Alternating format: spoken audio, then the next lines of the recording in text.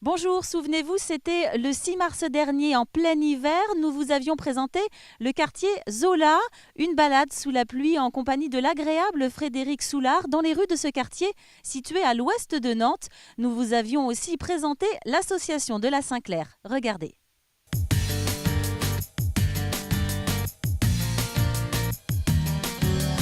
Bonjour à tous, soyez les bienvenus dans le 18h chez vous de Télé Nantes. Et comme chaque semaine, nous visitons un quartier dans le département avec Anne Judic. Bonjour Anne. Bonjour Jean. Et avec vous, cette semaine, on s'intéresse à un quartier, un des plus connus de Nantes, Zola.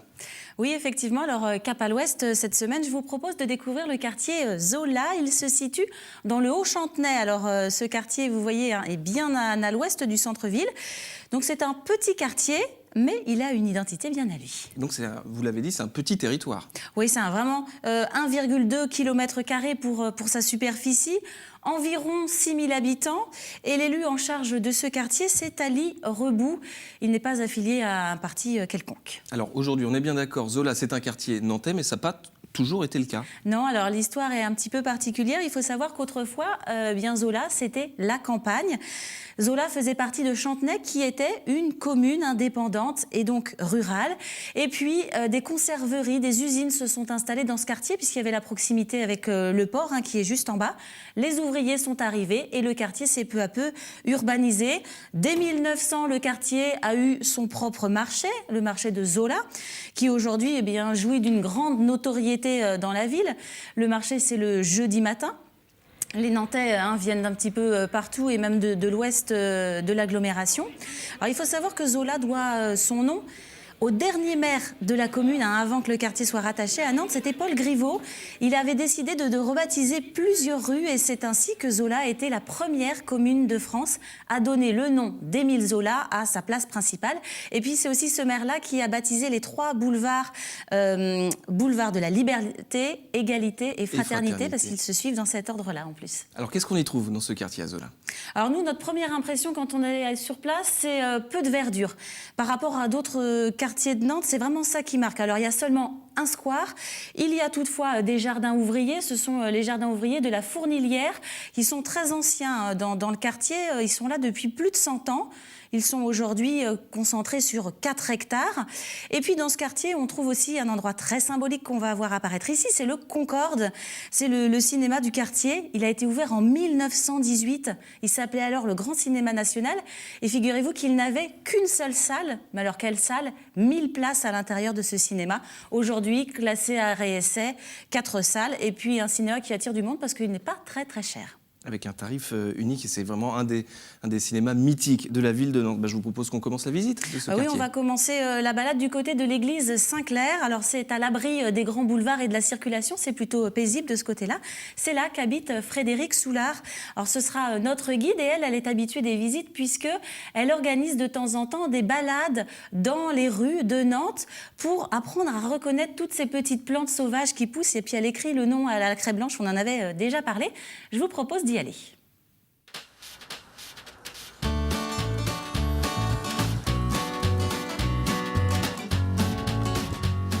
On démarre cette visite du quartier Zola devant l'église Saint-Clair avec vous, Frédéric Soulard. Vous allez être notre guide, vous habitez là depuis 30 ans. Là, c'est un petit peu le cœur du quartier historique. C'est le cœur du quartier Saint-Clair, qui est une partie du quartier Zola, qui lui-même est une partie de Chantenay, qui avant d'être un quartier de Nantes, était une ville indépendante. Je le vois se transformer petit à petit, et c'est vrai qu'il a quand même gardé son âme, bien que j'ai l'impression que ça tombe assez vite. Enfin, je vois les maisons tomber, des immeubles se construire. Peu à peu, l'âme des quartiers change. C'est quoi l'ambiance de ce quartier-là où vous habitez, vous ? C'est une ambiance de quartier avec ce qui est intéressant, je trouve, de la mixité sociale. Parce que les quartiers pas trop loin du centre-ville, on n'est pas loin, moi je vais en ville à pied, se boboifient comme on dit, donc les maisons sont bourgeoises, mais il reste encore tout un côté populaire et il y a un joyeux mélange et je trouve ça assez agréable.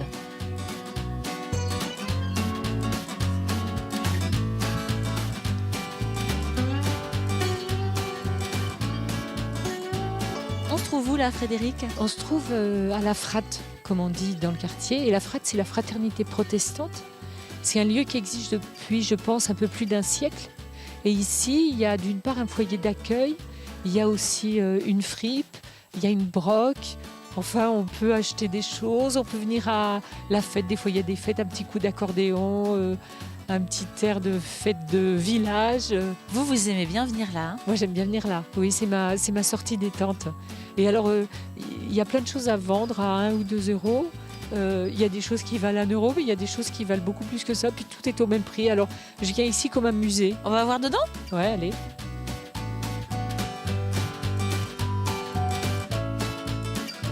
C'est aussi un lieu d'insertion, donc il y a des gens qui travaillent ici dans le cadre de l'insertion.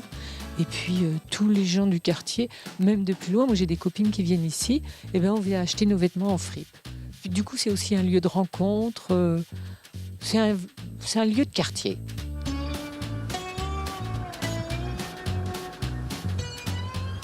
Alors on termine la visite du quartier sur la place Zola.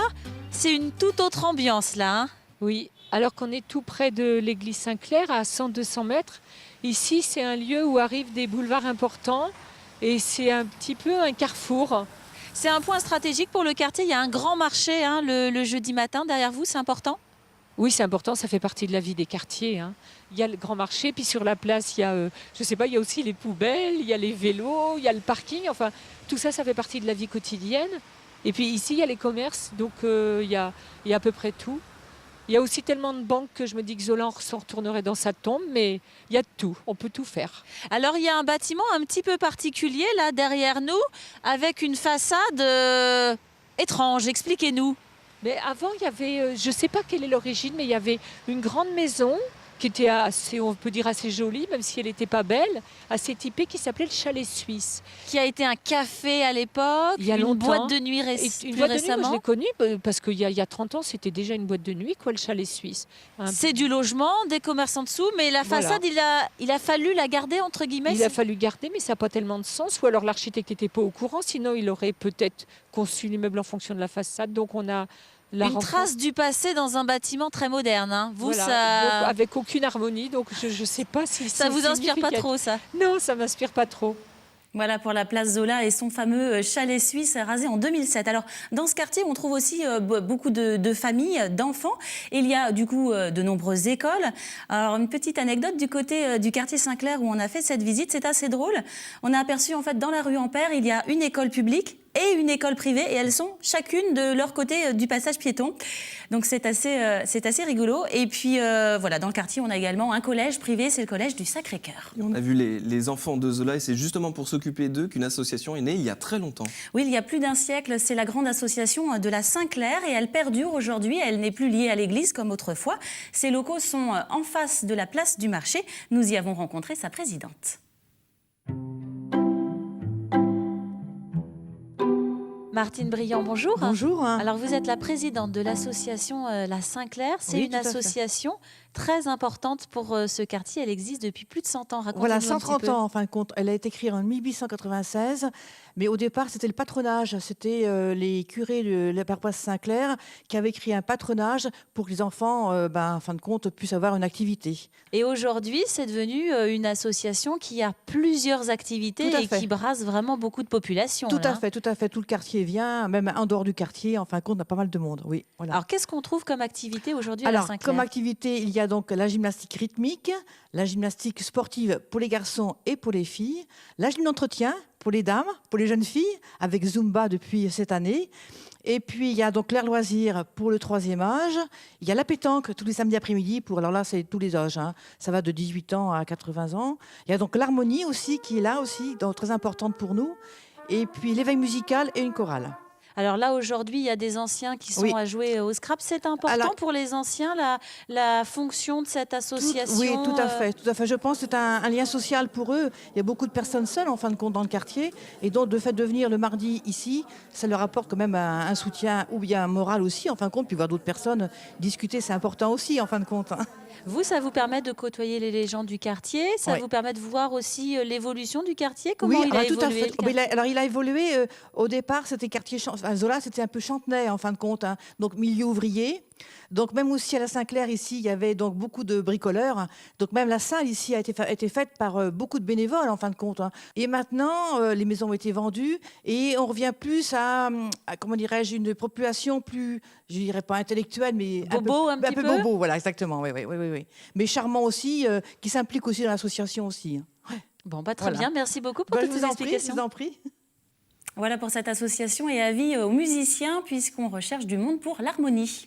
Et concernant les commerces qu'on a vus tout à l'heure sur la place, on a l'impression qu'ils sont vraiment concentrés autour de cette place Zola. Bah oui, c'est exactement ça. En fait, autour de la place Zola, ce sont tous les commerces qui sont là. Et le reste, c'est très résidentiel. Il y a presque plus de magasins dans les rues autour de cette grosse place. C'est très calme, même un petit peu trop calme pour les habitants. Écoutez-les. Il n'y en a plus de commerce. Dans la rue, à une certaine époque, en 68, il y avait 55 commerces. Puis maintenant, il n'y a presque plus rien. Il faut aller assez loin, en fin de compte. Il manque des petites épiceries, des boucheries, tout ça. Il y avait des commerces tout autour, là. Ils sont tous fermés les uns après les autres. Et boulangerie, plein de commerces. Ici, il ne reste que le bar, là, et une boucherie. C'est vrai qu'on est les seuls et puis on a aussi poussé un peu les heures, donc on ferme bien plus tard. Donc les clientèles un petit peu plus jeunes aussi qui viennent le soir. Et la journée, tous les habitués depuis plusieurs années, quoi. Il y a le marché qui est là, c'est sympa, ça passe réellement. Il y a pas mal de passages, donc si, c'est un bon quartier. Maintenant, c'est des jeunes qui ont des belles situations qui s'installent dans le quartier. Enfin, chez moi, il y a un architecte. De l'autre côté, il y a un gros commerçant. Il y en a un qui tient 3 bureaux de tabac, pareil. Enfin, je ne sais pas exactement où. Mais ça sent bourgeoise, un petit brin dans le secteur. Il y a des secteurs où il y a beaucoup de médecins qui y habitent. On n'a pas encore les côtés créatifs qui commencent à se faire du côté de Chantenay, mais ça se rapproche tout doucement. Alors Anne, est-ce que Zola s'embourgeoise vraiment ? Bah oui, clairement, les maisons ouvrières, elles sont toujours là, elles restent majoritaires, mais la tendance, quand les familles arrivent, c'est d'agrandir, c'est de surélever. On a pas mal de maisons surélevées dans ce quartier. Et il y a quelques bâtisses très originales. Alors, on a aperçu une maison, celle-ci, elle est surnommée le pavillon chinois par les riverains. Voyez pourquoi, c'est coloré, c'est inspiration asiatique. Et puis, au bout de cette rue, une plus atypique. Alors, c'est parce qu'on est là sur le sillon de Bretagne, il y a beaucoup de roches. Et regardez, cette maison, elle a un mur qui est fait de roches à l'extérieur. Et selon la voisine, il y a exactement le même pan de mur dans le salon. C'est assez original.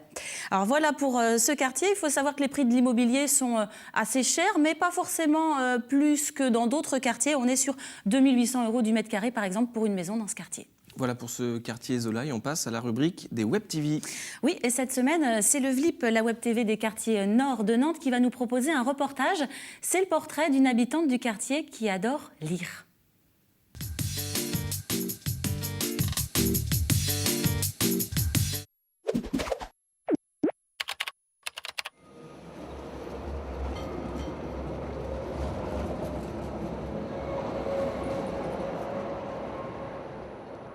Je viens à la médiathèque Luscourville depuis l'an 2000, depuis que j'habite quai de Versailles. Je viens presque toutes les semaines et je viens également, par exemple, en fin de mois, il y a une séance slam poésie.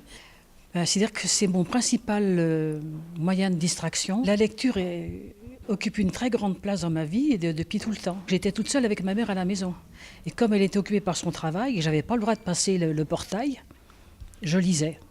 Tout ce qui me tombait sous la main, je lisais et j'écrivais. Je lis au minimum 2 livres par semaine. Selon les sujets, je lis des choses, par exemple, sur la guerre 39-45, sur 14-18, sur l'Algérie, l'islam, le Moyen-Orient. Depuis peut-être 10-15 ans, je lis des auteurs américains que je ne lisais pas avant, par l'intermédiaire d'un de mes fils, justement. Ce qui m'intéresse dans un livre, c'est l'histoire, l'ambiance, le contexte de l'histoire elle-même, ce qu'elle apprend. On peut quelquefois, je trouve, apprendre plus sur la vie des gens dans une période donnée en lisant un livre ou un roman, un livre plus ou moins romancé, parce que là, on voit exactement comment les gens réagissaient aux lois qui étaient dans le pays, à la façon d'être et ainsi de suite.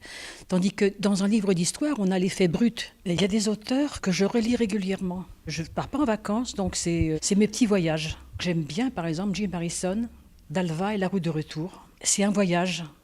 Il y a tout dans ce livre. Il y a l'histoire, on retrouve l'histoire de l'Amérique, et puis il y a des personnages qui sont très attachants. On a l'histoire des États-Unis au moment de l'arrivée vers l'Ouest, des guerres indiennes et toute cette période-là.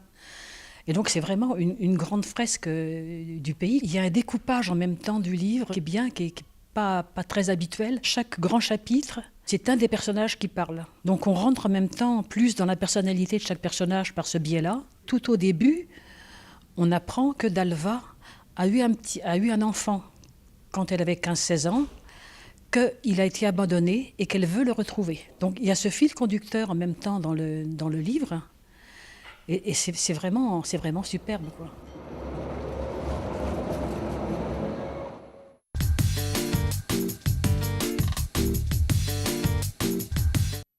Voilà, et j'en profite pour donner des nouvelles de TV Rezé. On en avait parlé sur ce plateau il y a quelques semaines. La Web TV lançait un appel à souscription pour financer une partie de son futur studio citoyen. Il lui manquait 3 000 €. Eh bien, c'est gagné, ou presque. À 18h ce vendredi soir, 2 985 € avaient été collectés via la plateforme Ulule. Le studio devrait être opérationnel à partir de la rentrée 2015. Il sera installé à Pont-Rousseau dans des locaux financés par la mairie de Rezé. Et on termine cette émission avec vos coups de cœur en Loire-Atlantique. Oui, et on débute avec un livre pour ceux qui souhaiteraient mieux découvrir le quartier Zola. Ce sont des livres en fait qui sont édités par les archives municipales. C'est une collection des archives municipales qui s'appelle Quartier à vos mémoires. Et il y a un livre autour de la place Émile Zola. C'est le fruit d'1 an et demi de recherche. On peut trouver ce livre, on peut l'acheter aux archives municipales, également à la bibliothèque Émilienne Leroux à la place des Dervalières. Et on reparle des enfoirés, mais cette fois, c'est pas pour polémiquer, hein. Non, alors c'est la commune de Saint-Viaud qui propose cette retransmission le vendredi 13 mars. À partir de 20h, le concert des Enfoirés qui a été enregistré en début d'année à Montpellier sera retransmis sur écran géant au centre culturel de la commune. L'entrée est gratuite, on apporte des denrées alimentaires sur le principe des Restos du Cœur pour y assister. C'est une belle initiative pour cette commune qui possède une antenne des Restos du Cœur et qui est très très active sur le domaine de la solidarité. Et on reste d'ailleurs sur ce domaine de la solidarité. Avec la Croix-Rouge à Carquefou qui organise tous les vendredis après-midi du mois de mars une vente dans ses locaux de son annexe meubles. Elle vend les meubles en urgence parce qu'elle déménage, elle s'installe dans un autre quartier de Carquefou. Donc on peut venir acheter à moindre coût et puis pour aider la Croix-Rouge. Merci beaucoup Anne et à la semaine prochaine. À bientôt Jean.